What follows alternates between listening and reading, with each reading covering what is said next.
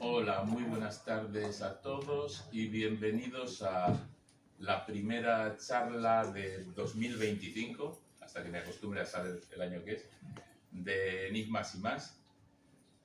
Hoy tenemos con nosotros a Óscar Álvarez Gila. Lo primero es agradecer, obviamente, les recuerdo que estas charlas son posibles gracias a la colaboración del Círculo Escéptico que las organizamos con la librería Joker, que nos facilita el local gratuitamente y disfrutamos de él.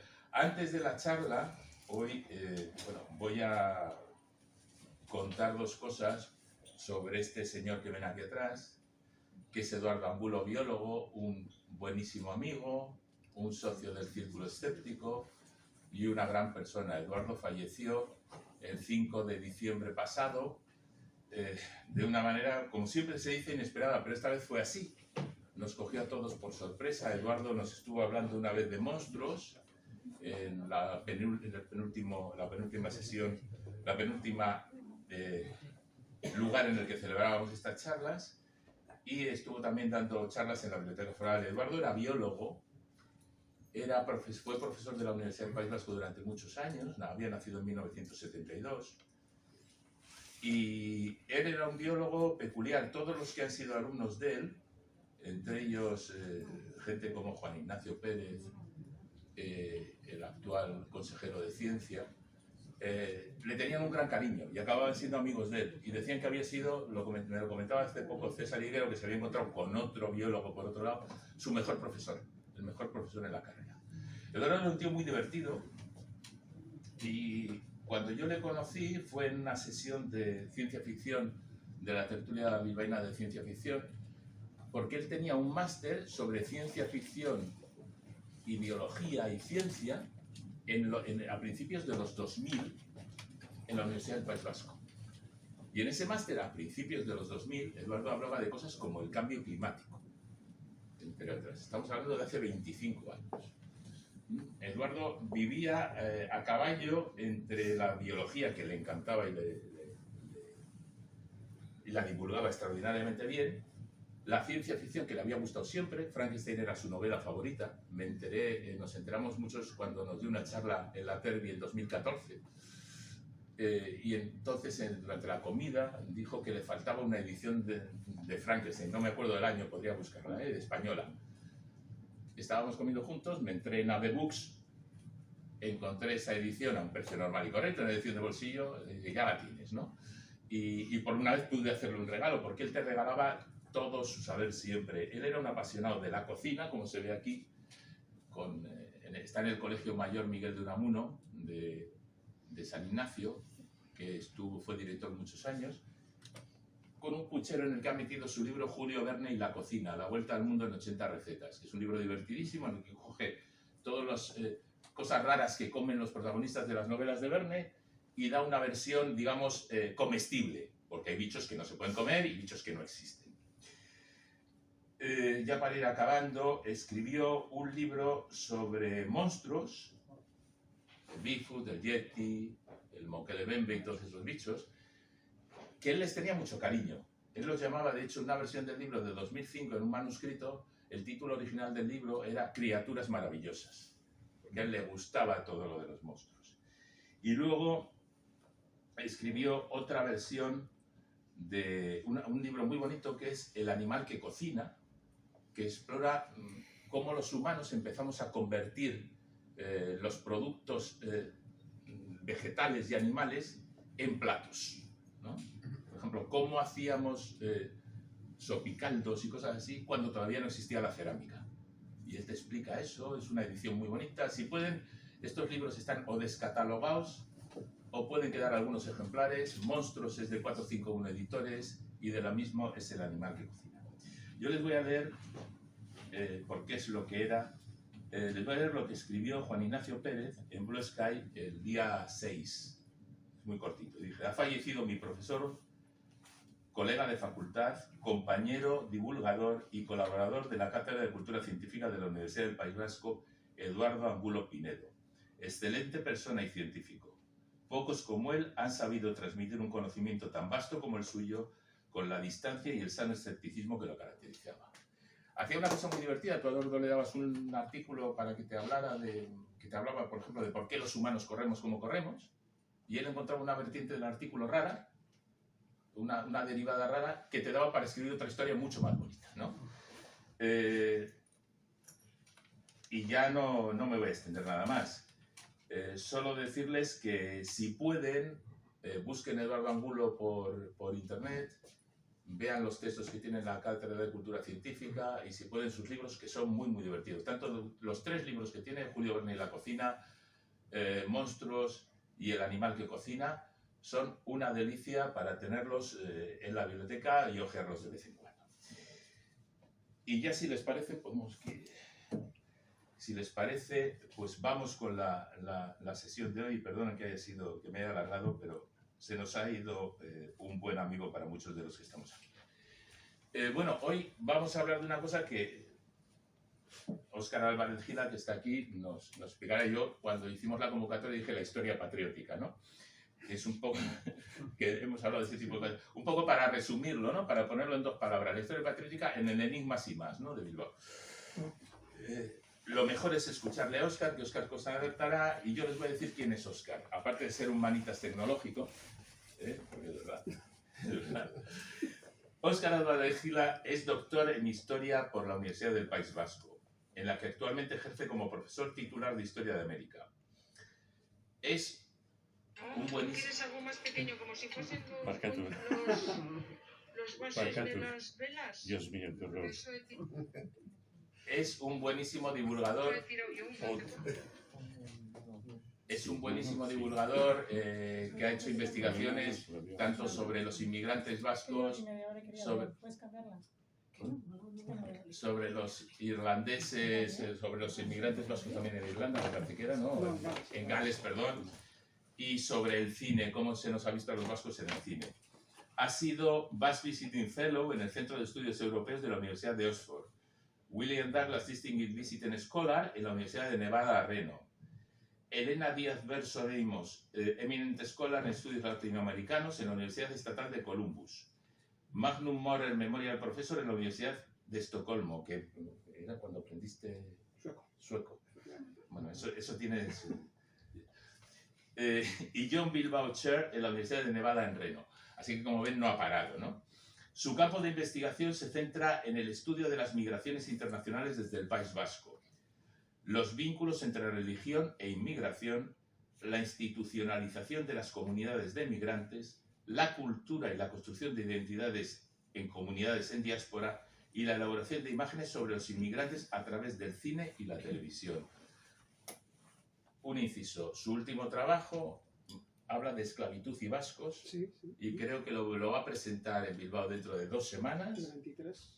Y también nos hablará de él cuando más adelante, cuando le venga bien y cuando nos venga bien, porque hay que cuadrar agendas, que siempre es un problema. Y ya encima te dejo, ten cuidado con el cable y me voy a escucharte.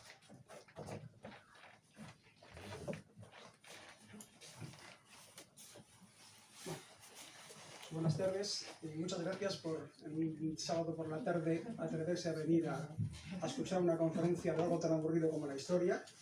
Pero bueno, muchas gracias también a Luis Alfonso por la invitación. De hecho, efectivamente, su primera idea era que hablase de esta cuestión, que les invito el día 23, va a ser creo que va a ser en Viribargueta, en la Aula del Correo. Hemos hecho un libro sobre la memoria de la esclavitud en el País Vasco, o la no memoria, bueno, una cuestión. Entonces, bueno, vamos a presentar ese libro, lo que será a las 7 de la tarde, bueno, que están invitados para ello, ¿no? Pero bueno, aparecerá, me imagino, en la prensa y lo veremos. Entonces, claro, mi primera idea era que hablase de ello, por la cercanía, pues convinimos en que reciclo una conferencia que ya di hace años también por invitación de él, solamente que la di en euskera, por lo tanto, pues hay gente que no lo pudo seguir, ¿no? Y en gran medida verán que hay cosas que parecen antiguas, y hablando de historia, hablar de cosas antiguas es un poco redundante, pero que siguen teniendo su pequeña vigencia, ¿no? El título, bueno, es un convenio entre Luis Alfonso y yo, ¿no? Porque efectivamente es una cuestión, como ven ahí, ¿no? Bueno, pues es que España no es la nación más antigua de Europa, y habrá por ahí gente que dirá, no puede ser, porque, como luego veremos, pues es una de esas cosas que se suelen repetir continuamente, ¿no? Y la parte final es también una especie como de declaración de intenciones. Bueno, y tampoco es alegría. Veremos un poquitín por qué esta cuestión, ¿no? Vamos a ver si funciona. Bien. Funciona.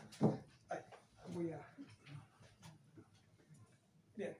Aquí aparece un poco luego con más grandes que hay por medio una entrevista que casi la han visto antes, que me ha llegado un poco y para verlo un poco, pero bueno, va a ser un poquitín el esquema que voy a hablar, ¿no?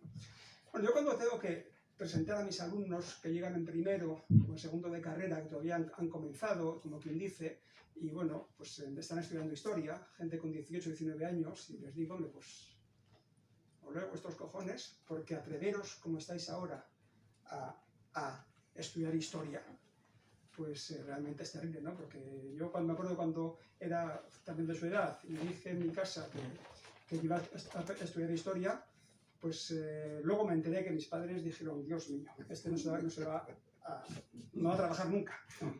Bueno, aquí estoy, han pasado ya 40 y pico años y estoy trabajando, ¿no? Pero bueno, que sí que hay esa idea de que tenemos de que la historia es algo inútil. Claro, el problema que hay es cuando les digo, a ver, será inútil, pero si os fijáis un poquitín cuando salen cosas de todo tipo, he puesto cosas del antiguo Twitter, pero bueno, que hay por ahí, ¿no? Declaraciones de políticos, declaraciones de todo tipo de gente, en el cual, curiosamente, aparecen cuestiones en teoría históricas como elementos, ¿no? Como digo, es un poco antiguo porque aquí aparece Casado, que saben que también es historia él, por un tipo de motivos, ¿no? Pero bueno, diciendo cosas como que la conquista de América, perdón, el descubrimiento de América fue la cosa más importante en el mundo después de, creo, no sé si fue el Imperio Romano o, bueno, o bueno, Tony Cantó, otro fabuloso historiador, diciéndonos esto de que no somos colonizadores, sino que España liberó a América, no sabemos de quién, ¿no? Pero bueno, a ver, no es una cuestión política. Ahí tenemos, bueno, pues las reivindicaciones para que nosotros tengamos que pedir perdón por cosas que no hicimos nunca, porque teóricamente antepasados nuestros, hace 40, 50 generaciones, lo hicieron. Es decir, estos usos políticos de la historia, ¿no? Volvemos a la cosa, otra vez Casado, ¿no? Pues aquí tenemos, hablando de Santiago de Compostela como cuna de la civilización occidental, ni más ni menos, ¿no? No tenemos abuelo, ¿no? Las peleas sobre la conquista de América, yo soy americanista, yo trabajo historia de América y desde hace unos años nosotros tenemos la ventaja de que en temas políticos no nos metíamos, porque en nuestro caso lo que importaba era la historia del Perrasco, qué historia se vendía, y intentamos historia de América, éramos como, bueno, estábamos en un limbo muy cómodo, porque nos metíamos en ningún tipo de problemas, hasta que en los últimos años nos hemos convertido de repente en el centro de muchos debates, ¿no? Bueno, y voy a repetir, cuestiones como por ejemplo estas declaraciones que no se ven muy bien, pero cuando dice que los arqueólogos descubren que los aztecas practicaban la igualdad de género porque la gente que mataban en los sacrificios humanos mataban tanto hombres como mujeres. Yo sinceramente decir un hecho igualitario y que maten a las otras, con perdón, ¿no? Bueno, es decir, a ver, que la cuestión es que la historia está en todo, ¿no? Y de hecho, no sé si se han dado cuenta cuántos debates en las leyes de educación hay en el Parlamento en los cuales se debate si hay que meter el teorema de Pitágoras o no. Y sin embargo, todos los debates tienen que ver con lengua y con historia, ¿no? Claro. La historia. Bueno, la historia, estamos hablando de algo que es algo fundamental, que es el conocimiento social. No sé, es decir, los historiadores también a veces nos echan en culpa, y tienen razón, hay una serie de motivos para ello, que no somos muy pródigos en este tipo de actos, en hablar de la historia fuera de los cenáculos, vamos a decir, solamente de historiadores, ¿no? También es cierto que el sistema universitario español nos obliga, o nos ha obligado a no hacerlo, porque quien se dedicaba a perder el tiempo en divulgación, pues era penalizado de la manera más cruel posible, y básicamente con el acceso a mejoras económicas, los famosos exenios, los complementos de investigación, que si uno se dedicaba a gastar el tiempo en hacer cosas de estas, pues directamente no los acaba. Y yo, pues bueno, he tenido 2 hijos y tengo la mala costumbre de comer todos los días y claro, necesito dinero. Bien, es una cuestión que está ahí, ¿no? Pero bueno, yendo un poquitín a otro tipo de cuestiones, ¿no?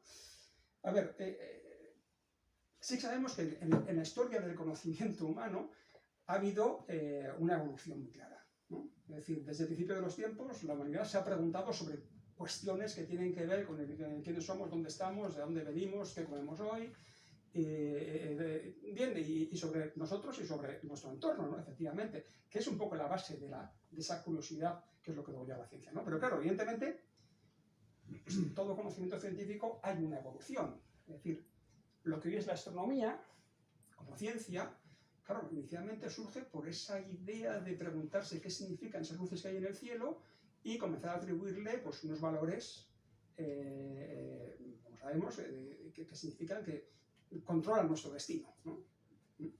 Bien, lo cierto es que con la evolución, con el paso del tiempo, ha habido una discriminación muy clara y hoy en día tenemos una frontera muy evidente entre lo que es la astronomía como ciencia científico, y lo que es ese derivado que aún se mantiene de la astrología, de decir que, bueno, que por no haber nacido en un día determinado, pues me debe gustar una cosa o la otra. Ese tipo de cuestiones, ¿no? Procesos similares ha habido en todo tipo de ciencias. No sé, la química. Pues el origen de la química tiene que ver en gran medida con intentar hacer pues, la piedra filosofal, de convertir los productos en oro, ¿no? Bien, hoy sabemos, y evidentemente la química como ciencia se ha desarrollado, pero nuevamente tenemos ahí una diferencia muy clara entre lo que sería una ciencia y una pseudociencia o pseudo de la ciencia, ¿no? Todas esas ideas que hay sobre cosas químicas. Bueno, evidentemente tenemos en estos momentos parece ser una clara diferenciación entre qué es un conocimiento científico y qué es parte de ese mundo que está alrededor, ¿no? Que no puede ser. Bueno, ¿qué pasa en la historia? Bueno, en la historia, primero, la historia, por mucho que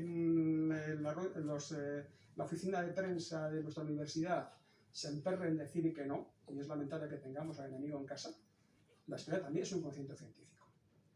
Y también estudiamos, no te rías porque estás riendo, pero es que hace 4 años la oficina de prensa tuvo el valor de decir que la Universidad de Vasco se han defendido el año pasado, no sé, 475 tesis, de las cuales 300 eran científicas. ¿Y las nuestras qué eran? Bueno, por suerte creo que entre las no científicas estaban los ingenieros. No sé si tiene algo que ver, pero bueno, a ver. Y esto lo hace la comunidad, que es la universidad, ¿no? Bueno, es una pelea. El asunto es que en la historia también hay una historia y una pseudohistoria, ¿no? Hay una historia que bueno, la conocemos, que tiene una metodología, que nos basamos en una serie de fuentes primarias de todo tipo, con los cuales elaboramos una serie de análisis sobre cuestiones del pasado a base de preguntas que generalmente además suelen responder no tanto a cuestiones del pasado, sino del presente. De hecho, se dice que la historia no es cosa más presente porque las preguntas que hacemos continuamente, por eso la historia siempre se está rehaciendo, es porque lo que hacemos es buscar en el pasado respuestas a problemas del presente. Luego, a intereses del presente. Y eso es así como, bueno, pues, lo cual indica que no somos una antiguaya, sino que efectivamente tenemos nuestro papel en la construcción de ese conocimiento social, ¿no? Y también hay una pseudociencia. Bueno, ahí tenemos unos cuantos. Se le podría añadir, Luis Alfonso, a nuestra querida televisión española con esa metedura de pata, esa tan cagada documental que hizo hace unos meses con aquel pseudo documental, porque aquello pseudo historia, pseudo genética, sobre todo, diciendo que Colón era, no sé, bueno, ya hablamos de ello en su tema, pero bueno, ¿no? Es decir, que parece que hay una diferenciación, ¿no?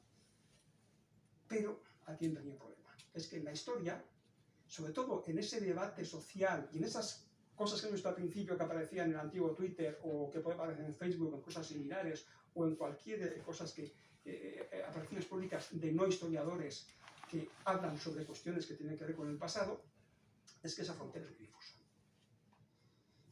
No tenemos una diferenciación clara entre la astronomía y la astrología. No tenemos una diferenciación clara entre... Bueno, aquí tenemos un pequeño problema y es que esa frontera es muy difusa. ¿Por qué? Porque estando por medio una cuestión que, como luego voy a llamar, es un pecado original de la historia, que es la cuestión de la que me dijo Luis Alfonso para hablar, la cuestión que tiene que ver con cuál es ese papel que se le ha otorgado a la historia, cómo nació la historia como ciencia en el siglo XIX, con qué objetivo, que en cierto modo esa idea sigue lastrando, ¿no? Y como ven, he puesto banderitas. ¿Por qué banderitas? Porque efectivamente tiene mucho que ver con la cuestión de la nación. Es decir, la historia como un elemento de construcción nacional, ese pecado original que les he comentado antes. Bien, como quería actualizar, hace una semana creo que fue, pues en una conversación que tuve con Luis Alfonso, justamente encontramos esta entrevista que recientemente, la semana pasada o hace 10 días, pues Jaime Mayor Oreja, que ya imagino que le conocen, no hace falta presentarle, bueno, pues hizo una presentación de no sé qué think tank que tienen, algo sobre cosas de historia, curiosamente, en la ciudad de Burgos. Y salió este artículo, a ver si consigo, en el Diario de Burgos, en el que, bueno, decía una cosa que yo podría estar bastante de acuerdo hasta cierto punto, cuando dice que los españoles conocen mal nuestra historia. Bueno, esa nuestra es muy interesante, ¿no? Porque si vamos un poquitín hacia... A ver si consigo moverme. Por favor, esto es cosa de los de la diario, no sé, pero bueno. Señor el mayor, no... A ver si llego al sitio. Bien.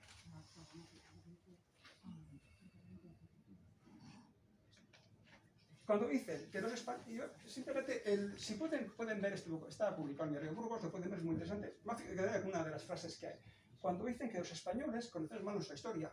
Bueno, y ese es uno de los problemas que tenemos, que algunas veces hay relatos que sustituyen a la verdad y la historia de España.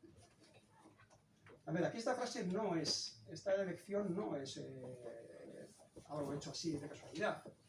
Está equiparando la verdad con España. Luego viene a decir claramente que el problema es que se enseñen 17 historias cuando habría que enseñar una historia. No sé si están viendo por dónde va el elemento, pero vamos a ir.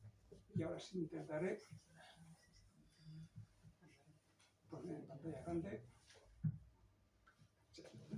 Soy bueno en la técnica, pero a veces tengo mano. Claro, ¿por qué? Porque estamos hablando... A ver, y esto es una cosa clara. Es decir, todas las personas tenemos nuestra ideología como tenemos un culo. Es decir, es algo que es consustancial a nuestro ser. Y todos tenemos una manera de pensar, tenemos nuestras filias, nuestras fobias, nuestra manera de actuar. Y evidentemente también en la historia es cierto que la historia pues, es política. Porque claro, no estamos trabajando sobre seres inanimados, sobre animales, o como biólogo, estamos hablando sobre seres humanos. Estamos hablando sobre sociedades del pasado. Y claro, ahí, evidentemente, cualquier discurso que hagamos tiene una gran implicación que tiene que ver con nuestro concepto sobre la humanidad, sobre la sociedad, sobre otro tipo de cosas, ¿no? Claro, la cuestión está en que toda reconstrucción, todo análisis que hagamos del pasado de los historiadores, queramos o no queramos, va a estar teñido de nuestra propia background, nuestra propia manera de pensar, un montón de elementos, incluso en la selección de los temas que hacemos puede haber también ese tipo de temas, ¿no? Claro, el problema está cuando esta politización de la historia es algo implícito o explícito, es algo que se hace a propósito o simplemente es un elemento con el cual uno intenta, siendo un poco sensato en la manera posible, sobreponerse o por lo menos intentar que a pesar de que uno piense de un modo, a la hora de construir historia, intentes llegar hacia o aproximarte más hacia una objetividad, que nunca se puede conseguir, pero eso es un poco esa cuestión, ¿no? Claro, ¿para qué esto vamos? Porque nosotros queremos construir historia. La sociedad que nos paga, la sociedad que mantiene la universidad, que nos da los fondos de investigación, porque claro, investigar en historia no es tan caro, porque no hace falta tener un colisionador de hadrones, no hace falta tener ese tipo de cosas, pero es caro porque tenemos que ir a archivos que están en otra parte del mundo y hay montones de cosas que exige su cuestión. Claro, ¿qué es lo que espera esa sociedad que nos paga cuando habla de historia? ¿Qué es lo que tiene en mente cuando habla de historia? Cuando habla de medicina está claro, en realidad lo que pide es que nos curen de las enfermedades. Esa es la idea muy clarita, ¿no? Cuando se habla no sé, pues de biología, pues no sé, igual alguien piensa en veterinaria, pero bueno, piensa que bueno, vamos a conocer cómo es todo este mundo de las plantas, los animales, ¿no? Parece que está muy clarita la idea, ¿no? ¿Cuál es la idea que sobre la historia? Bueno, pues la mejor manera de verlos es irnos al primer lugar en el cual muchos de nosotros hemos tenido contacto con la historia, que es básicamente la educación. Irnos a los programas, a los decretos, a las guías en los cuales se dice cómo se tiene que enseñar en historia. Esta es una guía, está en euskera, pero es una guía sobre la educación secundaria obligatoria en el País Vasco. Bien, donde dice los elementos que hay, y dice, bueno, que el currículum como tiene que hacerse, pero hay un elemento muy importante, pero cuando define qué historia hay que enseñarse, lo que dice es que lo que tiene que hacer esta historia es mostrar la personalidad histórica y cultural que, digamos, le dan las características propias al País Vasco, a España y a Europa. Aquí por lo menos no se meten en polémicas, ponen los 3 niveles, pero nos está hablando de una idea, ¿no? Es decir, no estamos hablando de una historia. Estamos hablando de una historia vinculada ¿a qué? Bueno, Euskal Herria, España, Europa. Claro, eso se ve, por ejemplo, también en el mundo universitario. Yo voy a poner 2 comparaciones de 2 universidades en las que he estado. Y entonces, vi lo que, bueno, el syllabus es el programa de la universidad que hay es el nombre que se da al programa de un curso en el mundo universitario americano. Este es el syllabus de una clase que es de Historia de América. American History Course, el curso de Historia de América. Bueno, es una universidad de Estados Unidos, ¿por qué lo sabemos? Porque básicamente cuando se habla de ello, está presentándonos que los alumnos tienen que adquirir conocimientos sobre el desarrollo histórico de América, entendido como Estados Unidos. Con los cambios que ha habido, la independencia, la guerra civil, ¿vale? Historia de América. Aquí les presento en la Complutense también el programa de un curso que es Historia de América en la Edad Contemporánea. Es decir, el mismo periodo que, sin decirlo, abarca el de arriba, porque es también de los siglos XIX y XX. Y si bien lo que tiene contenido, nos habla de la independencia iberoamericana, el contexto internacional. Bueno, básicamente nos habla de qué? De lo que alguien desde España interpreta que tiene que ser la América. ¿Qué América nos importa a nosotros? Nuestra América. La América de la española. Y bueno, y aquí todavía son un poquitín, vamos a decir, avanzados porque dicen Iberoamérica. En Sevilla dirían Hispanoamérica, con Sevilla son un poquitín diferentes, ¿no?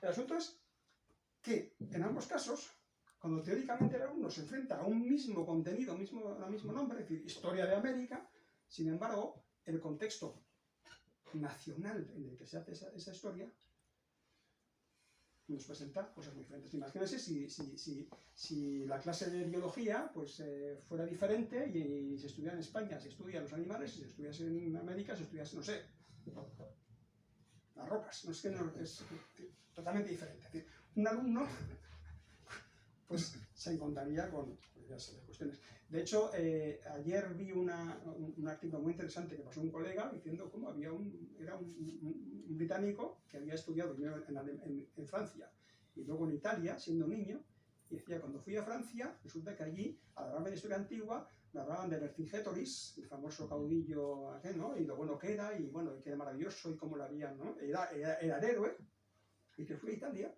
en Italia, dice, oye, no aparecía para nada.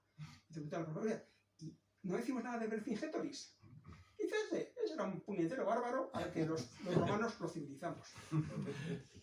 Era el mismo, y era una persona. Es decir, esa idea está ahí, ¿no? Esa idea está ahí, ¿no? ¿A qué viene esto? Pues viene esto a que la historia se entiende en nuestra sociedad como parte constituyente de algo que se ha de definir como el nacionalismo banal. El nacionalismo banal, que es, a pesar de lo que dice el nombre, la forma más fuerte de difusión nacionalista que tenemos en la sociedad actual. ¿Por qué? Porque cuando pensamos en nacionalismo pensamos en Hitler, pensamos en esta gente que va con las banderitas haciendo banderitas, estamos en sistemas de movilización fuerte, y que realmente el nacionalismo banal es más importante y permea mucho más porque es un nacionalismo que se presenta de manera casi como por descuido en la vida cotidiana como algo que es parte de la realidad y de la normalidad, sin una intención explícita de crear identidad, sino dando por hecho que esa identidad es lo que tiene que ser. Bien. Se le pone la pregunta, la nación, ¿no? El nacionalismo, nación, es la más antigua de España, España más antigua del mundo, o es el País Vasco, o quién es. Y sabéis, la nación más antigua de Europa es San Marino, pero bueno, no creo que cuente para mucho. Bueno, es una broma, porque tampoco lo es, pero antes de meternos en el tema, vamos a hacer una pequeña encuesta con ustedes. No sé cuántos de ustedes saben euskera. ¿No muchos? ¿Habrá alguno que sepa euskera, por lo menos? Si no, ahí tengo castellano, ¿no? Vale, perfecto. Si yo les pregunto Artoa es el maíz, ¿no?, que teníamos. ¿Qué sería? ¿Qué elegirían, planta o planta B? Antiguamente la B. Planta. La pregunta, vamos a quedarnos con su cara porque la planta, ¿no? Perfecto, ¿no? Sí, a ver, parece lógico, ¿no? Bueno, esto es en castellano, esto igual lo pillan un poco mejor. Yo les digo, por ejemplo, que vamos a hablar de azafatas. ¿Dónde la colocarían? En los dos sitios. Depende del año. Ah, acaba de pillar. Ahora, si no lo pensásemos, la mayor gente diría, hombre, azafata, aquí no. Bien, es que en ambos casos lo que ha habido es una cosa interesante, que es que el darwinismo, no en cuanto a selección natural, sino en cuanto a evolución, es que efectivamente el lenguaje no es estático, las lenguas evolucionan, las lenguas cambian. De hecho, lo que hablamos hoy en día es diferente de lo que se hablaba hace 100 años, aunque la diferencia sea menor, pero estamos hablando de un derivado del latín que no se parece casi nada al latín de hace 2000 años. Y sin embargo, es una evolución. Es decir, hay una serie de cambios. Y cambios también semánticos, cambios en cuanto al uso de las palabras. Artoa era una palabra, el nombre que se utilizaba en el euskera antiguo para referirse a un cereal que existía aquí antes de la llegada a América, que era el castellano el mijo, ¿no? Lo que ocurre es que cuando llega el mijo americano, el maíz, pues entonces ocupa ese papel, es decir, es más productivo, entonces las hectáreas cambian el mijo por el maíz, pero no le cambian el nombre, ya en nombre antiguo. Los ingleses hicieron lo mismo con el corn. Corn no significa maíz, corn significa cereal. Así que, bueno, como no es más usado, pues al final acabó siendo maíz, ¿no? Caso de gallego llaman millo, es el mismo proceso que en euskera, ¿no?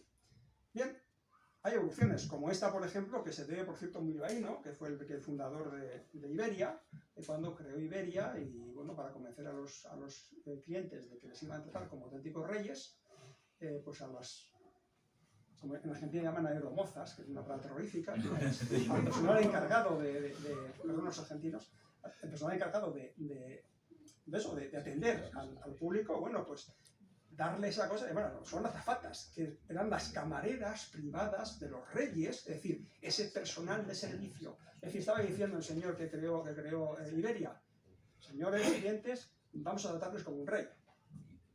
Igual había que recordarlos a los de Ryanair y el tema este, ¿no? Pero bueno. Es decir, las palabras se van cambiando. Ah, bien esto porque cuando yo digo, a ver, las naciones, es que naciones es una palabra muy del presente, ¿no? Es una palabra que es actual. Decimos, no había naciones, y este es el fundamento con lo que acabar. Antes del siglo XIX no había naciones. Entonces dicen, no, a ver, en latín, una palabra que era natio nationis, nación, que, y eso es cierto, se refería al conjunto de personas que procedían de un mismo sitio y que tenían una serie de rasgos culturales comunes, que pueden ser lingüísticos, pueden ser de costumbres, pueden ser de muchas cosas, ¿no? Sí, esa palabra existía, ¿no? ¿Qué pasa? Que las palabras existían, pero el significado cambia.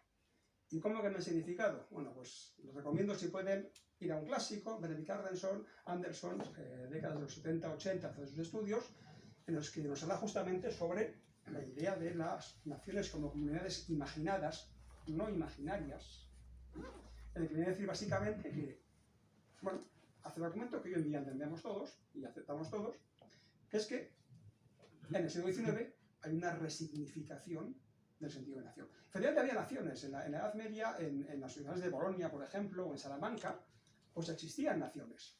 Los estudiantes se agrupaban no en tunas, sino en naciones. Eran asociaciones en las cuales la gente del mismo sitio se juntaba. ¿Para qué? Pues yo me imagino que para hacer charlas como esta, no, básicamente para divertirse juntos o defenderse, pero había, pues eso, los grupos de estudiantes de la nación tal, nación cual. Claro, en Bolonia estaba la nación española, y, hombre, pues esta nación española, sí, también estaba la nación catalana. y estaba la nación francesa donde iban los vascos. Hombre, pues en fin, había esa cuestión. ¿Qué ocurre en el siglo XIX? En el siglo XIX ocurre algo que es importante, que es, y está en la base de nuestra sociedad actual en cuanto a ideal político. Hasta entonces, la organización política que teníamos en el mundo occidental estaba basada en el concepto de súbdito y en la relación entre los súbditos y los monarcas. Estamos en un mundo que básicamente era un concepto en el cual el mundo político está organizado en base a las lealtades personales que los individuos tenían con un monarca. La idea de la lealtad a un monarca, ¿no? Eso hacía que los reinos, que no se puede decir ahora, les ha dado la moda de llamar Estado a cualquier cosa del siglo de la Edad Media, no había estados. Los reinos pues eran básicamente estructuras en las cuales una familia, un monarca o una oligarquía, pues, bueno, pues estructuraba e iba aglutinando diversos territorios en base a lo que era lealtad personal. Eso hacía que cuestiones como la nación, en el sentido de lengua, de cultura o de origen, fueran secundarios en cuanto a la estructura. Perfectamente podría ocurrir que gente de una misma nación, de una misma cultura en ese sentido, pues pudiera ser leales a diferentes reyes, estar divididos, y era así la normalidad. Alemania estaba dividida en 237 entre reinos y condados y demás. Italia solamente eran como 40. Pero es que había gente de habla francesa que estaba en Italia, que estaba en Suiza, en Suiza, es decir, en los Países Bajos españoles, es decir, no era la base. ¿Qué ocurre? La Revolución Francesa, el derrocamiento de la monarquía, y entonces necesitamos una base para fundamentar la estructuración política. Si ya no es la lealtad a un monarca que queremos cortar la cabeza, ¿cuál va a ser la base con la cual justificamos que Francia tiene que seguir siendo una entidad política unificada? Pues vamos y reivindicamos la nación.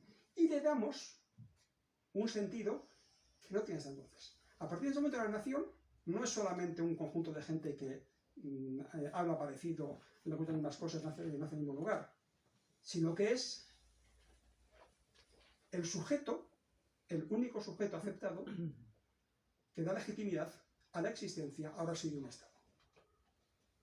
Es decir, si ustedes ven las constituciones comenzadas por la española, todas parten del principio. El pueblo español es el que se constituye y da la legitimidad. Es la existencia de un pueblo, que es otra manera de decir la nación, la que da la sustentación política a que efectivamente ese constructo político, lo que sea, ya aunque sea monarquía constitucional, aunque sea, exista. Es decir, ya no somos súbditos de un rey, somos ciudadanos pertenecientes a una nación. Y esa es la justificación que hay, ¿no?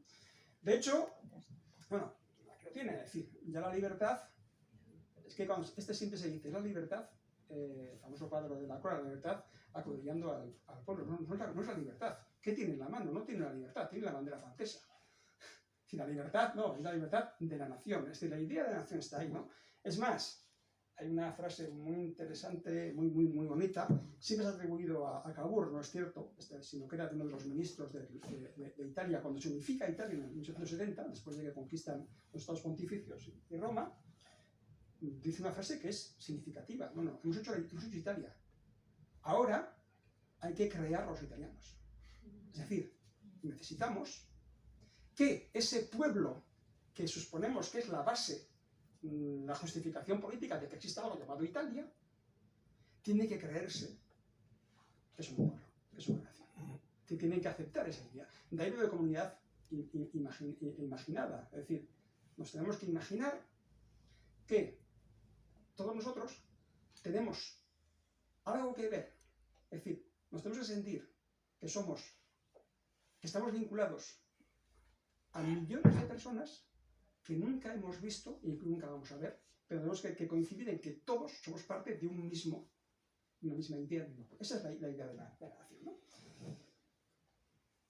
Y claro, hay ¿cuál es el gran elemento en el que se crea?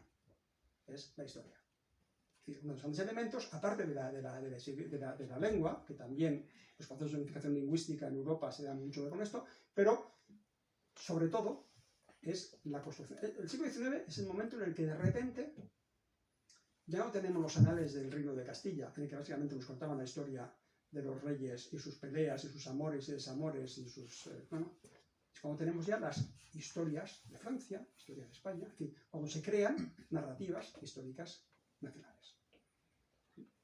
Y claro, ¿qué problema tenemos al principio? Que a diferencia de lo que pasó con la astronomía, que se quitó el lastre de la astrología y a los historiadores aún se nos sigue exigiendo esto. Es decir, que no seamos científicos, sino que seamos constructores de narrativas nacionales. Y esto lo pillé hace 4 días en Facebook, pero es clarito. Era un debate sobre cuestiones de historia, son muy interesantes, y bueno, la respuesta está muy clara. ¿Cuánto dice? ¿No? Dice, no. ¿Sabes? No. Tenía que haber copiado el segundo, que era mucho más evidente cuando decía, bueno, de más tarde que un historiador no tenía que ser, un historiador que no es nació no puede ser historiador. Pero bueno, como ven, aquí tiene un poco esta... Bien, vamos a hacer un ejemplo, y aquí sí también van a trabajar ustedes, porque les hablo de nacionalismo banal. Bien, aquí tienen que fijarse a ver dónde se nos cuela ese nacionalismo en cuestiones que vamos a ver que tienen que ver con libros de texto, sobre todo con imágenes de libros de texto. Y vamos a irnos al tema de Hispania. Claro, Hispania saben lo que es. Es un nombre dado por los romanos a la península que previamente los fenicios y griegos llamaban Iberia, por el río Iber, por el Ebro, ¿no? Y que bueno, es el nombre con la antigüedad clásica se conoce ese territorio, esa península que va desde la Galia ¿hasta ¿dónde? ¿Hasta dónde eran las fronteras romanas de Hispania? ¿Por arriba o al sur o arriba? Sí, a ver, venía desde la Galia, es decir, y abajo... El muro del Adriano. Arriba. Sí, no, a ver, Hispania, arriba tenemos la Galia, más o menos viene a ser lo que es Francia, que no es, pero bueno, la Galia. Y por el sur, ¿dónde acababa Hispania? Gibraltar. Gibraltar. Bueno, pues acababa en el desierto del Sáhara, porque Marruecos era parte de Hispania. Una cosa curiosa, ¿no? Que nunca lo ponemos, ¿no? Pero bueno, vamos a hablar un poquitín de Hispania. ¿Por qué es importante Hispania? Porque este es uno de los fundamentos que el discurso histórico nacionalista español ha hecho desde siempre. Porque ese discurso histórico ha venido a decir que las bases de la existencia de una nación española casi eterna se hallan justamente en esa Hispania romana, ¿no? Y como he dicho, esto es una base que es casi lugar común en muchos discursos. A esta señora la conocen, creo que sí, ¿no? Vamos a ver un poquitín qué es lo que dice sobre esta cuestión de España como nación.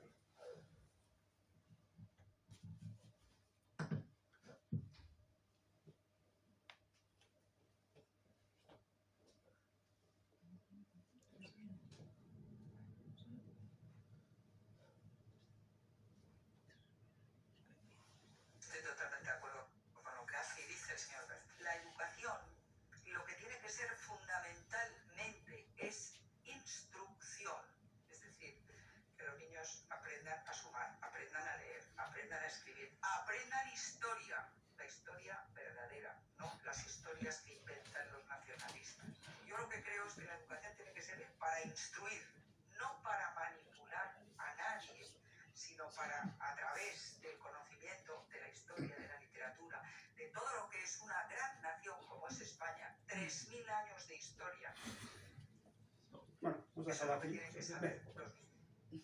Los... Si le decimos vamos a decir, la contradicción que ha dicho de decir que la historia no puede ser nacionalista y luego decir que la verdadera historia es la de la nación de España que tiene 3000 años, bueno, pues 3.000 años. ¿A qué unos 3.000 años? Bueno, realmente tiene que ver con un título de un profesor de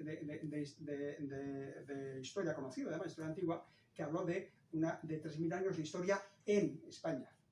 No habló de historia de España. Pero ya sabemos que, bueno, cada cual coge las cosas por donde le gusta, ¿no? Bien. Bueno, pues ¿qué es lo que se enseña sobre esa Hispania? Bueno, en vez de textos, como estamos aquí, vamos a ver algo visual, ¿no? Bueno, no vamos a esta parte visual. Sí que es cierto que esto en cierto modo está, pero esto tiene mucho que decir. Hasta Asterix, cuando hace Asterix en Hispania, los tópicos que incluye son los tópicos de la España actual. Es decir, bueno, a ver, pero tiene su lógica, es Asterix, esto es broma, esto es, ¿no? Sí que nos sirve un poquitín para entender, ¿no? Esas claves que hacen que pensemos en clave nacional cuando estamos hablando de historia. Pero bueno, a ver, es un divertimento, a mí me gusta mucho, ¿no? Es muy divertido, ¿no? Concretamente ¿no? Pero esto no es Asterix. Bien, esto es, entre medias, esto es una pequeña cuestión. Claro, ahora, señora Aguirre decía que hablaba de la nación española de 3.000 años, ¿no? Haciendo referencia básicamente a la España romana, ¿no?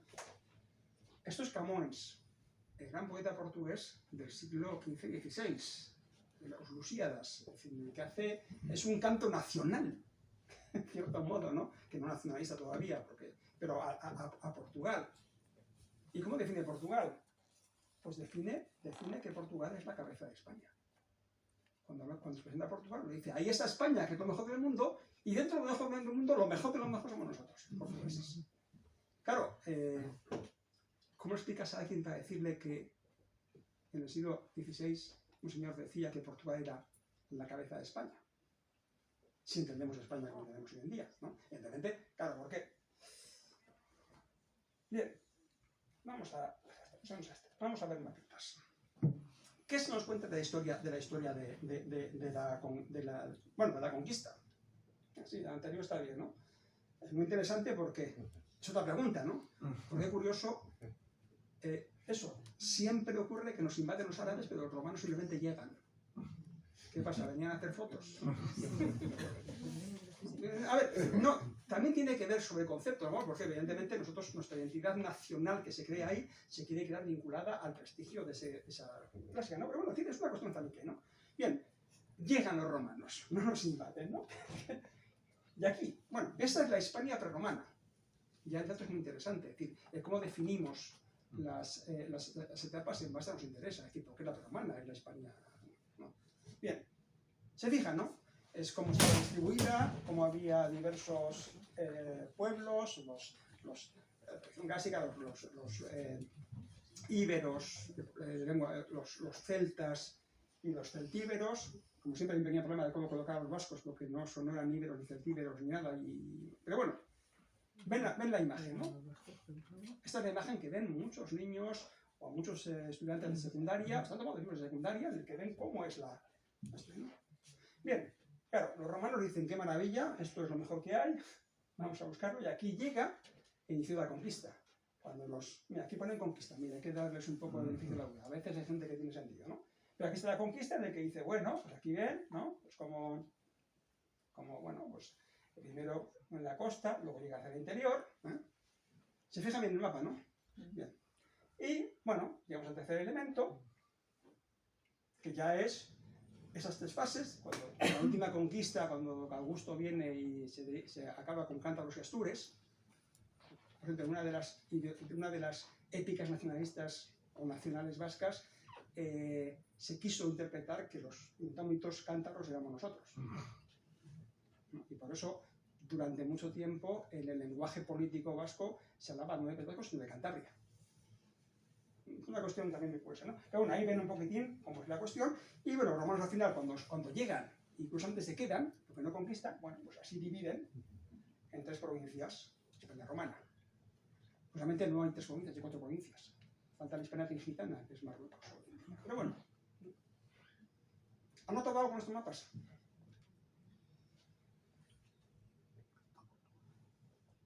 ¿Han notado algo con estos mapas? Algo interesante. Siempre parece que se dividen como en 3.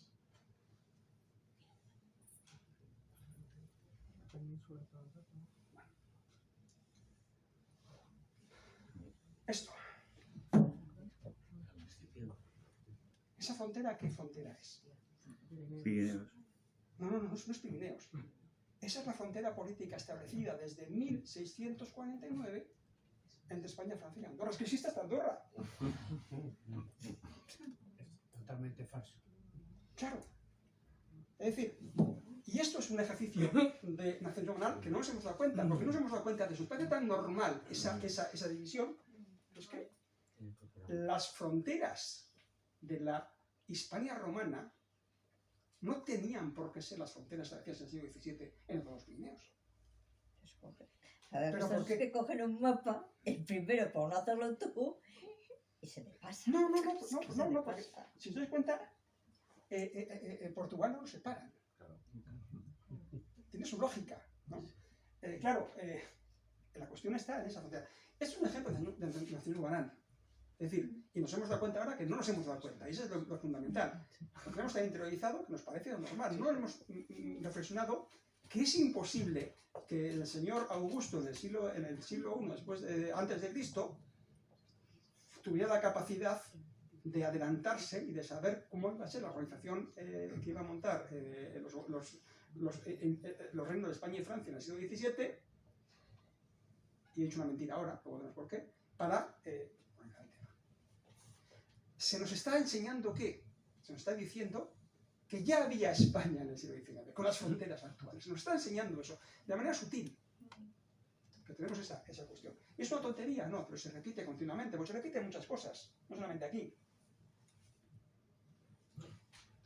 Bien, se nos va a decir, no voy a poner el vídeo porque lo pueden ver, ¿no? Pero bueno, hay una cuestión, se nos repite continuamente, es que, ¿cuándo se unifica España? Hombre, Isabel y Fernando. ¿A que sí? 1992, esa es la... Ya sabemos que no, pero eso es lo que se nos dice, ¿no? Pero claro, pero vemos cosas de estas. Tengo también de otro manual. Es Europa a mediados del siglo XVII. 1650, la fecha que os he dicho antes. Ahí nuevamente hay otro ejercicio de naciones globales. Y posiblemente ahora que están un poco al tanto lo verán. Aparece una cosa llamada Reino de España que no existe.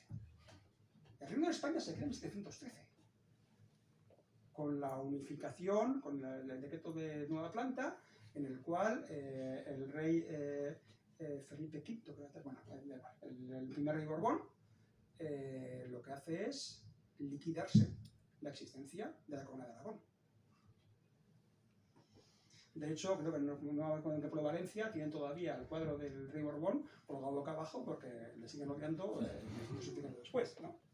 Sin embargo, aquí nos dicen que había un reino de España. Claro, el reino de España, en esta misma época, si alguien de Barcelona quería migrar a América, no podía. A ver, le costaba.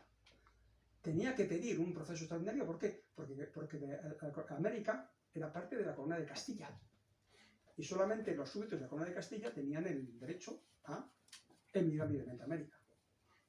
Y de hecho, los aragoneses, catalanes, valencianos, no tienen capacidad de emigrar a América libremente hasta el siglo XVIII. Prácticamente no hay emigración catalana, aragonesa o valenciana a América antes de ese momento. Y decimos, oye, pero no era España, no era en España.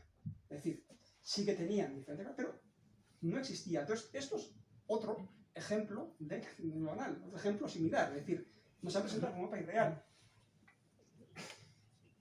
Yo entiendo que en el caso de Alemania, ¿no?, poner los 200, casi 50 estados es un poquitín complicado, con colorines, ¿no? Pero, por ejemplo, en Italia han mantenido la diferencia que hay, ¿no? Entonces, pues en el caso del Reino de España, como he dicho, esa unificación política no la crea hasta los Borbones, con licencias en el siglo XVIII. Por lo tanto, es otro ejemplo de cómo lo que estamos experimentando en el pasado, la existencia de una nación española, casi permanente, ¿no? Por hablar de este señor. Este señor es el mejor historiador que han llegado a los tiempos. Ahí donde lo ven, bien vestido, esto es en un sitio llamado Casa América en Madrid, que es un sitio donde se hacen conferencias y hay cosas de estas culturales que tienen que ver con lo que entiende el nación español, que es América, que básicamente con la Iberoamérica se llama ahora, antes era Hispanoamérica, ¿no? Y este gran historiador era el director del ente público RTV en época de Rajoy. Es decir, un conocedor profundo de la historia de América. Tan profundo que, por supuesto, en un acto que no tenía nada que ver con la historia, en una presentación, no me acuerdo qué cosa, era una cosa que, no sé, no un partido de fútbol, pero vamos, no tenía nada que ver, pues lanza esta perla que no tiene desperdicio. A ver, aquí está. Aquí tengo.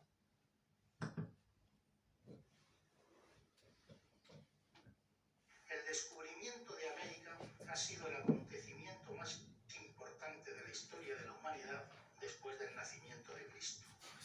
Y la obra de España ha sido de tal magnitud que durante siglos los enemigos del imperio han dedicado lo mejor de sí para desprestigiarla. Y yo digo, ¿en qué cabeza cabe que los españoles de entonces se iban a dedicar al exterminio de seres humanos?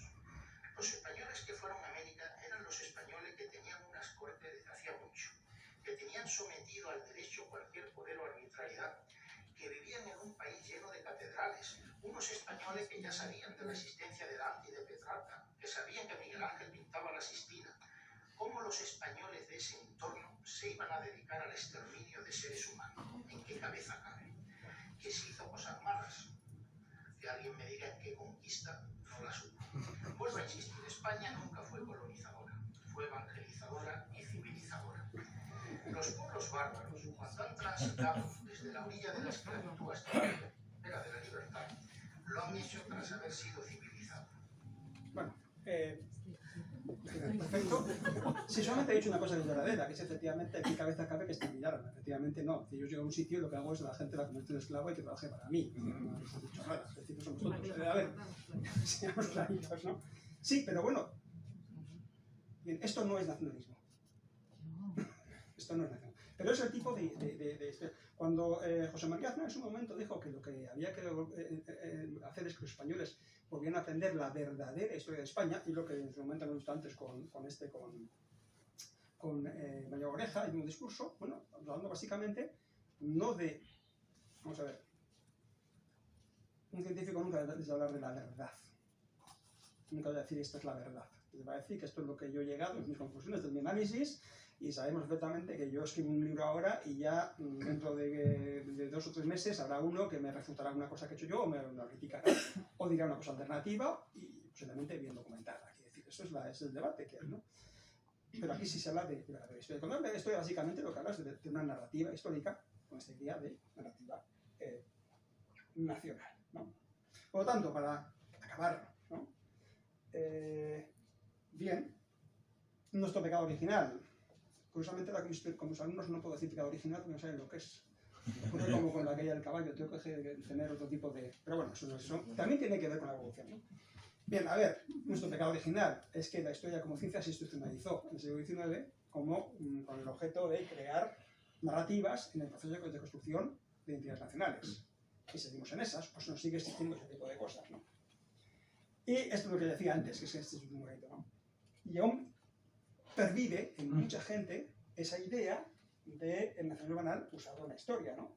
Entonces, en la idea de que cuando hablamos de historia, nuestro objetivo tiene que ser cantar las glorias o, como dice este hombre, pues decir todo lo bueno que hemos hecho y demás, ¿no? Y esta frase me parece fabulosa, ¿no? Aquellos que no aman a su patria deberían tener prohibidos ser historiadores. Es decir, este es el resumen táctico de este. Bueno, una bola extra. Claro, dice se me ría, ¿no?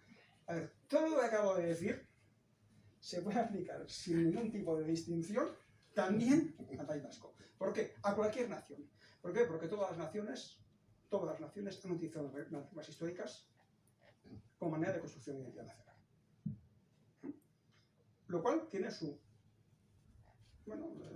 ventaja, que decir, pues, seamos claritos, es decir, mientras haya gente que le interese que investiguemos historia, aunque sea una historia que alguien que investigue, va a haber fondos para hacer investigaciones. A mí personalmente me viene de maravilla, porque si no, no podría hacer lo que hago, ¿no? Pero sí que es cierto que eso existe, ¿no? Y claro, existen maneras y maneras de hacer historias nacionales, porque se puede hacer historias nacionales que no sean nacionalistas, es un elemento muy claro, ¿no? Pero siempre hay también esa segunda parte, que que es un poco esa cuestión, ¿no? A ver, vamos a hablar de Colón. Colón, a ver, pues es que, a ver, lo siento, esto se me comete en tu cara, como se dice, no, pues no, mira, Colón era gote y vasco. Bueno, ya es un problema, porque claro, los agotes eran teóricamente excluidos, pero bueno, ya si os tenemos que... A ver, ese tipo de cuestiones, ¿no? Bueno, Iruña Velella. ¿Qué vamos a decir de Iruña Velella, ¿no? Aparte que nos hemos olvidado que hubo un escándalo previo con aquellas falsificaciones de unas pinturas rupestres en una cueva en Álava hace tiempo. Además, yo conocía, era muy bueno el que... Bueno, a ver, ese tipo de cuestiones. ¿Cuál es el debate hoy en día que hay Iruña Velella? El debate que hoy en día en Velella no hay historiadores, es decir, no hay filólogos. Es decir, se ha visto claramente que eran falsificaciones, está demostrado. Pero hay un grupo de, no sé cómo llamarle, sino de creyentes que están pensando que básicamente es una gran conspiración en la que los historiadores queremos ocultar la verdadera historia. Yo particularmente no gano nada por decir una cosa y otra, quiero decir, no, si esto fuera cuestión de que me convertía de repente en millonario, si digo una cosa, igual lo hago. Igual. Pero es que tampoco gano nada, que el argumento es absurdo. No, es una conspiración para ocultar. Vamos a ver, si yo encuentro algo que es realmente revolucionario, es que no lo oculto, me hago, no digo de oro, pero ni algo famoso solamente con sacarlo. Es decir, pero bueno, ahí está esos congresos diciendo que básicamente lo que estamos es ocultando la existencia de una nación vasca también de 3.000 años, o de 6.000 años, ¿no? Bueno, y tiene que ver con la cuestión del idioma más antiguo del mundo. Cuando esta charla en euskera dije, a ver, no antiguo nada, estamos hablando ahora. Más presente no puede ser. Quiere decir, bueno, a ver, y de hecho todos los idiomas no son antiguos y es una verdad muy interesante, ¿no? O cuestiones como había, porque saben que, al igual que tenemos a este think tank donde está Mayor Oreja diciendo que la verdadera historia es la suya, y saben que en Cataluña están los de la, ¿no? ¿Cómo se llama? Esta Nueva Historia, que también están diciendo que era catalana hasta Teresa de Jesús, entre comillas, no sé qué cojones quieren reivindicar Teresa de Jesús, pero bueno. Yo quisiera que fuera Messi, ¿no? Si fuera Messi fuera vasco, lo teníamos en el Atleti. A ver, la broma, pero bueno, a ver, ahí están diciendo que prácticamente todo el mundo mundial fue vasco, ¿no? Pero bueno, aquí también tenemos nuestro grupo de historiadores, en los cuales han venido diciendo, pues, elementos de historia, están, bueno, pues, hablando sobre un artículo hecho por un colega nuestro, Carlos Ilova, que estudió conmigo y es un historiador serio, y este sí que lo es en todos los aspectos, excepto cuando hay que ir bueno, cuando éramos estudiantes hacíamos cosas que no se pueden decir mucho, ¿no? Pero bueno, sí, pues se ha encontrado con que había unas narrativas que básicamente venían a decir que cuando, ese es el debate que hubo, en 1813 se produce la quema de San Sebastián dentro de la guerra de independencia española contra los franceses, la última batalla aquella, antes de que Napoleón los manden fuera. Bueno, pues se sabe que las tropas inglesas que liberaban a las españolas quemaron la ciudad. De hecho, San Sebastián del Casco Viejo no es viejo, tiene 2 siglos, como quien dice, porque solo quedaba la iglesia en pie, ¿no? Bueno, pues el planteamiento que hubo, pues una serie de, entre comillas, historiadores, que en aquel momento estaban ayudados por la Diputación de Guipúzcoa, era que básicamente aquello había sido un ataque hecho por los españoles que querían evitar la independencia de Euskadi. Yo trabajo en escuadra perfectamente. Bien, ¿no? Bien, son cuestiones, es decir, hay ese tipo de cuestiones, ¿no? Y no son casos como el que le enseñé otro día a Luis Alfonso, de un señor que está en estos momentos diciendo que Jesús era el nieto de Cleopatra y que además Marcos el Evangelista era también Platón. Luego si eso es una cosa, ¿no? No es ese tipo de cosas que hay a veces gente un poco así, medio iluminada, que viene con... No, estamos hablando de gente que tenía apoyo económico, apoyo bastante grande, ¿no? Es decir, que esta cuestión no es solamente de decir vamos a dar palo al españolismo, porque realmente cualquier nacionalismo que crea o que quiera crear un discurso, pues va un poquitín. Y ahora sí, Ahora parece que se ha querido ahora acabar. no quería quedar, pero bueno, como ya había acabado, Se ha querido se ha quedado ir, ahí está, bueno, con esto ya, ahora sí.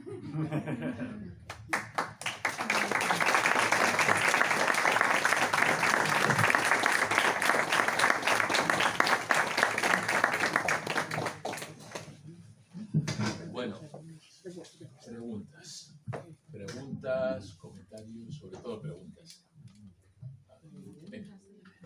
Yo me he quedado con la cosa de saber cuál es la nación más vieja de Europa o del mundo. todas son iguales de viejas, porque todas se crean al hilo de la independencia, de las revoluciones en fines del 18. Sí, básicamente todos al mismo momento, es decir, el concepto de nación, como entendemos hoy en día, surge de ahí. Y la idea de que la nación debe ser la base justificadora de un sistema político. Esa idea que luego en el siglo XX se llega cuando llegó Wilson para decir, bueno, que todas las naciones tienen que tener su Estado. Es un poco esa idea, ¿no? Son de ahí. Ahora, si quieres hablar de cuál es la estructura política, al menos en Europa más antigua, San Marino. Pues San Marino ya es del siglo III. Y uno diría, no es una nación, digo, díselo a ellos. Tienen hasta una selección, que otro día creo que ganaron un partido. Están muy contentos. Ganaron el partido, ¿no? Sí, bueno. Primero, ¿no? Primero, bueno, vamos a ver. Sí. Ahora es una pequeña cuestión, pero bueno. De hecho, a ver, San Marino no es Italia, básicamente, por una serie de razones de auténtica. Es decir, en la unificación italiana, San Marino había quedado unificado como el resto de estados que había en Italia, ¿no? La cuestión es que, como en su momento dieron refugio a Garibaldi y a algunos más de los que atacaron, bueno, al final pues, decidieron respetarle, o sea, esa independencia. Es una simple cuestión de... Si no, habría quedado metido en Italia con el paseo con el resto de los estados italianos, ¿no? Esas cosas, ¿no? Igual que Mónaco también, por ejemplo, es producto de bueno, los Grimaldi eran unos conocidísimos piratas, corsarios, que se hicieron con aquel territorio y se han quedado. Bueno, eran, no sé si eran. Se puede decir. No creo que nos vayan a hacer. No sé. Más. A mí ha habido una cosa, ha habido un momento, es que no me acuerdo cuándo, que me he acordado de la construcción actual de Europa.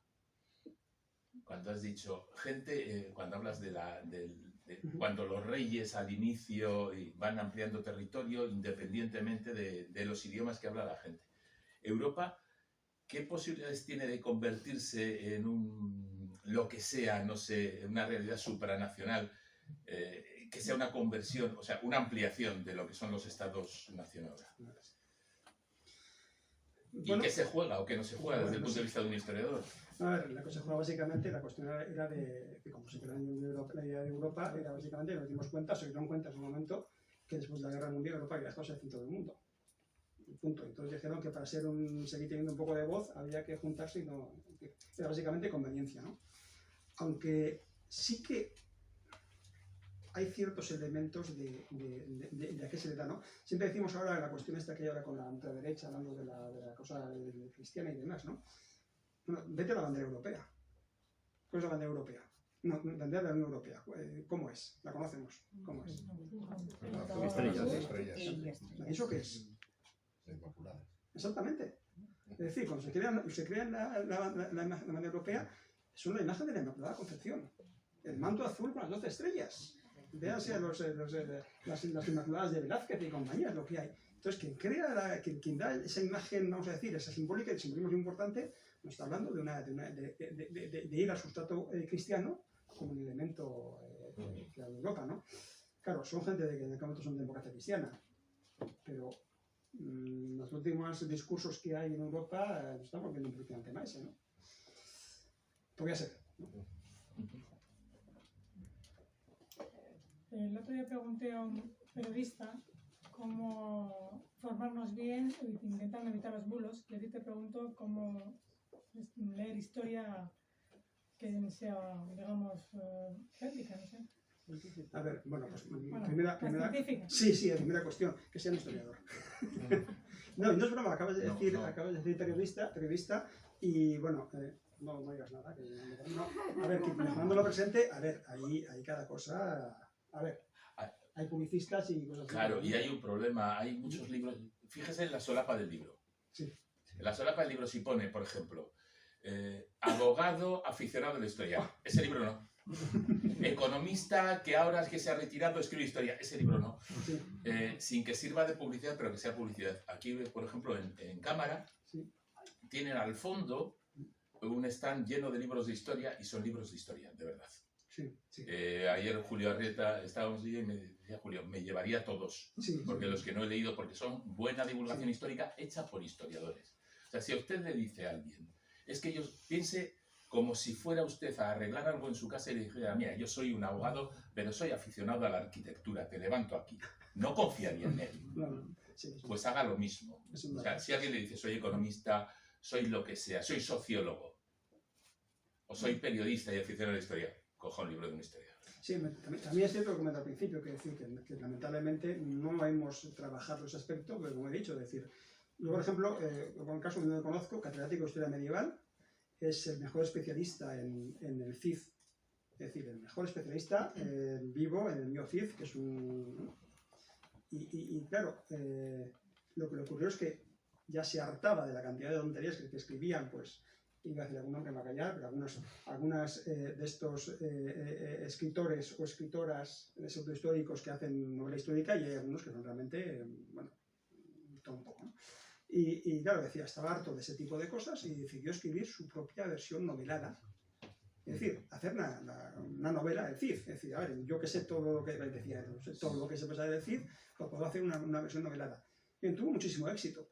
¿Has estado en Puy de Fou? El Puy de Fou es uno de los ejemplos, por ejemplo, del nacionalismo banal. Es uno de los ejemplos más claros. Y el francés, sobre todo, es como donde se inicia, el que está cerca de Nantes, ese es el original. Y es muy interesante porque han adaptado posiblemente si Puy de Fou lo hubieran puesto en Vitoria, no habrían puesto los mismos contenidos que le pusieron en Toledo. Una cosa que, ¿no? Pues me decía, este profesor hace la historia, esta novela, tiene muchísimo éxito, se vende muchísimo, hace como 15 años así, fuera de la novela. Bueno, le hicieron de todo en la academia.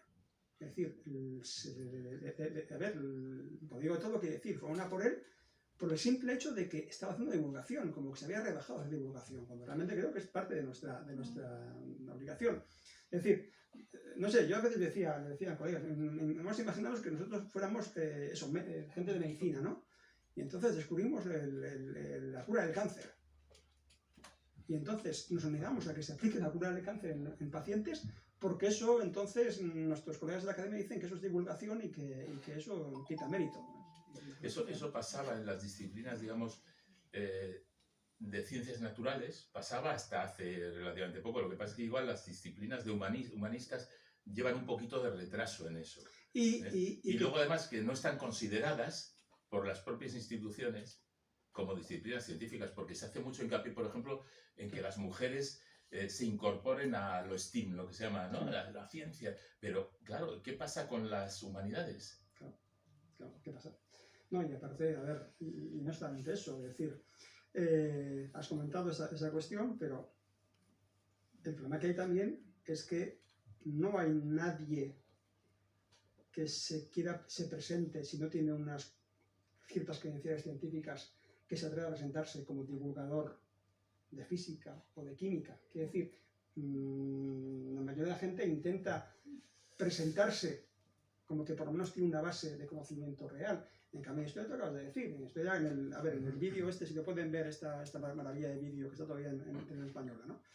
Sí, Colón, ADN, su verdadero origen. De Colón, bueno, a ver, es que los que aparecían ahí, pues se decía eso, pues uno era abogado, pero le gustaba mucho, es decir, eran gente que decía que eran amateur y que tenían esa...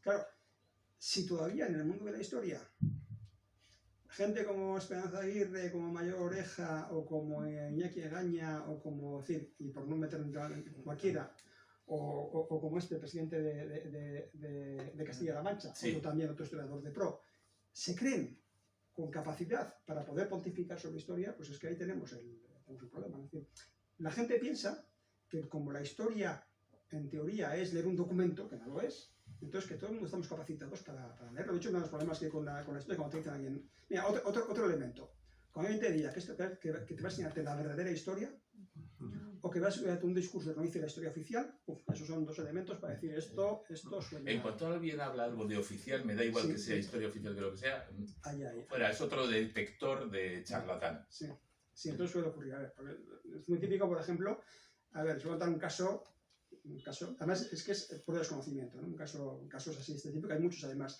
Hay un nacionalismo también local. Es decir, no solamente españoles vascos, sino los de Portugalete o de los Santurce. Nos tenemos que pegar, nos pegamos lo que haga falta, ¿no? Bueno, pues hace como con el tema este del Cano. Además, un colega mío se metió en la, además de universidad, se metió en la brega y estuvo muy bien, ¿no? Creo que sacasteis en mi periódico, Sí, además. A ver, hay un jubilado, y no me tengo, yo no soy jubilado dentro de poco, así que no me meto con jubilado, sino que era un señor que había sido no sé qué cosa, es decir, cualquier cosa que no es de historia, jubilado, y entonces, pues dice, ahora vamos a intentar hacer historia, ¿no? Y entonces ocurre que era de Zarauz.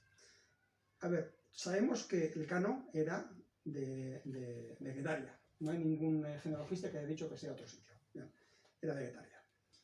Pero la nave con la que hizo la vuelta al mundo, la nave Victoria, no se sabe dónde se hizo. Así se sabe que por las características responde al modelo de construcción de la costa cantábrica. Es decir, sabe que se hizo en algún puerto cantábrico. ¿Por qué? Porque el tipo de construcción, es decir, el tipo de nave era el propio de aquí. Por eso habéis hecho de San Sebastián hasta Gijón. Porque toda esa costa tenía un mismo grupo de artesanos con las mismas técnicas y se copiaban y se... Entonces, sabemos que era de ahí, ¿no? Vale, pero no hay testimonio de dónde era el barco, no se sabe. Puede ser de cualquier sitio. Hubo un señor en el siglo XIX, un erudito local, que hizo una historia de Zarauz y dice, la nave Victoria se hizo en Zarauz. ¿Ah? ¿Por qué? Dice, no, lo dice Garibay, que es un escritor que escribió Historia de Guipúzcoa, en tal libro. Ahí aparece, ¿no? Vale, ¿qué ocurre? Entonces ese libro te lo puedes revisar de arriba abajo y Garibay no dice nada de nada de Victoria. No sabemos si esto se lo inventó, si tomó algo, no sabemos lo que pasó, pero vamos que tú puedes perfectamente irte a la fuente, es decir, me dice, a ver, yo he dicho que este señor dijo tal cosa. No, yo no lo he dicho, no aparece nada. Tiene que quedar falso, ¿no? ¿Qué ocurre? Claro, en el interín, hasta que eso se comprueba, hay gente que le replica. Y dice, bueno, entonces yo digo que lo hizo tal. Entonces Gámez dice, oye, pues dice Óscar que es de Zarauz, ¿no? Y así varios se van replicando. Es decir, hay gente que va escribiendo durante los años 10, 20, 30 del siglo XX y van diciendo, pues es de Zarauz, y cada cual dice, no, porque lo dice Gámez. Y entonces dice él, no, porque lo... Y dice, es una cadena, ¿no? Una cadena. Bien, el hombre llega, se encuentra esos libros y dice, he descubierto la maravilla. Y va al alcalde de Zarauz. Oye, alcalde, que la nave era nuestra. ¡Oh, qué maravilla! Zarauz y Guetaria, vecinos. Vale, vosotros tendréis al alcalde, nosotros tenemos la nave. La pelea localista, ¿no? Claro, el tema es que tú haces un simple análisis y te das cuenta que ya en 1930 un señor dijo, oiga, mira, esto no hay porque hemos revisado, ya que está el libro, que está publicado y se ha descubierto y ahí no dice nada. Bien, ¿qué ocurre? Como esta persona no sabe el procedimiento de la historia, lo único que tienes que hacer tú es enterarte de qué se ha escrito. Lo primero que hacemos cuando nos metemos en un tema, es el estado de la cuestión, es revisar todo lo que se ha ido escribiendo, que se ha evolucionado para saber qué conocemos y por qué, ¿no? Él no, él simplemente ve una cosa anterior y dice, aquí está, y entonces se pone a decir que era de Zarauz. Claro, el alcalde de Zarauz, que más quiere que tener una gloria para allí, y entonces le da toda la pasta que haga falta para publicar libros y conferencias diciendo que es de Zarauz. Claro, cuando le dices que es mentira, pues lo que te hace es el ataque a Doni, a una taquera, ¿no? Pero vamos a ver ese procedimiento, es decir, algo tan sencillo como que cualquier persona que sea un poco historia te dice, no, mira, no decimos que no sea de Zarauz, porque podría ser, porque Zarauz había un astillero y tenía esa técnica, pero podría ser de Portugalete. Ya voy a reivindicarlo. Claro, ya está. Yo te apoyo. Pero podría ser Cantabrón, con perdón. Sí. A ver, ¿qué hay que decir? Porque todo el cantábrico se hacía igual, ¿no? Entonces, lo que Y sí esta puede sabemos... ser Guipuchi, También. pero Hombre, de a San ver, si es de Sebastián. Guipúzcoa, No, si es de Zarauz es... sí, pero no, Bueno, pero Los de Zarauz lo vamos a negar que sea Guipuchi. eran del Atleti hasta la década de los 80, ¿eh? Hombre, porque Clemente vivía en Bueno, Zarauz. No, Porque sabe. No. Porque sabe. A ver, que el tema es ese, entonces funciona mucho, ¿no? Si van a venir, van a Medina de Pomar, verán que hay una, si lo conocen, en una de las plazas de arriba, hay una estatua que dice que al fundador de Asunción de Paraguay, el natural de Medina de Pomar, mentira. Pero un señor en el siglo XIX nos pidió, y que, vamos, lo que hicieron el alcalde y dar, decir, hombre, si este lo ha dicho, y hago la estatua. Está la estatua de un dato que se erróneo. Pero claro, el problema que hay es que hay muchísima gente hoy en día que se lo cree. Como con el tema de Colón, está muchísima gente pensando Claro. que Colón es de Valencia. Claro, pero es que el instituto el Nova Historia, o como se llama, los catalanes, que hasta Leonardo me parece que dicen que era catalán, Leonardo, Cervantes, Sí, claro, Colón... sí, claro. No, vamos a ver, ustedes digan un personaje era catalán, ya está. Claro, uno de los... Poncio Pilato. Claro, el que gana Que no es broma, que Poncio Pilato era catalán. el que gana en el reality show de Colón ADN es de Nova Historia. Pertenece a ese instituto. Estuve mirando el nombre y pertenece al instituto. Pues hay un problema, porque es en Valencia, Sí. una pérdida. Sí, pero bueno, pero países catalanes. Sí, para ti, entonces Valencia me va a decir que no. No, pero miré el nombre y entonces dices, ¿este personaje de dónde sale? ¿No? Y había sido uno de los jefes de todo el cotarro. Claro. Entonces, claro, ahí había una pelea entre los historiadores locales gallegos que decían una cosa, que decían que era descendiente del príncipe de Viana, ¿no? Decía uno. de Viana. El otro que decía no sé qué. Y era una pelea y ninguno era historiador. Claro, lo único que dijo que era verdad se sabía de antemano, que era de familia conversa judía. Eso se sabía, quiero decir, hace ya cientos y muchos años que tenemos toda la documentación de la familia, sabemos que la familia de su madre era familia judía conversa de Génova. Pero con este tema, que tiene mucho que ver con esto, ¿por qué crees que, por ejemplo, Televisión Española, que lo presentó incluso en el informativo, como esto va a cambiar los libros de historia y tal, ¿por qué crees que tiene esa impunidad? Porque no saldrían diciendo en el telediario, les vamos a presentar la cura del cáncer en un documental. Lo hacen. Lo hicieron. No, Lo hacen, pero lo vamos a ver, no te dicen, no te presentan la cura del cáncer, te presentan un pseudo documental que ves claramente que es un pseudo documental. Y mucha gente no lo ve. A ver, acuérdate que por culpa de él, un colega mío que era historiador serio, ahora se dedica a estudiar ovnis. Es decir, no es broma, tiene su cosa. Y lo he comentado, y es cierto, es decir, ahora ya no porque Juanjo Benítez ha perdido su... Bueno, Iván Fondanica perdió su cosa, pero cuando Fondanica nos venía con las noticias aquellas estas de Nazca, Sí. yo dado clase en los 90, y lo primero que tenía que decir cuando estaba la clase sobre justamente las culturas Paracas, Nazca y toda esa zona, es decir, sabía que iba a haber 4 o 5 que me iban a preguntar, ¿pero no son extraterrestres? Y digo, no. Es decir, y era gente que era estudiantes de historia. Y sin embargo yo creía, decir que eso entonces... Sí, pero se atreven con la historia, pero no se atreven con otras cosas, a sostener la misma barbaridad. Sí, bueno. La pagan. Tenemos que acabar, sí. ¿Alguna pregunta más? ¿O algún comentario? Les aviso, el día 24 de febrero tenemos avisaremos por el correo electrónico, como siempre, el 22 de febrero. Estará la periodista y profesora de la Universidad del País Vasco, Teresa Mendiguren, y hablará de la inteligencia artificial y su impacto en los medios, de los bulos a los deepfakes. Será aquí mismo, recibirán el aviso, ya saben, si quieren recibir los avisos, nos dicen y les mandamos el correo electrónico mensual. Y nada, muchas gracias, Óscar, y Entre ustedes y uno. nos vemos en un mes.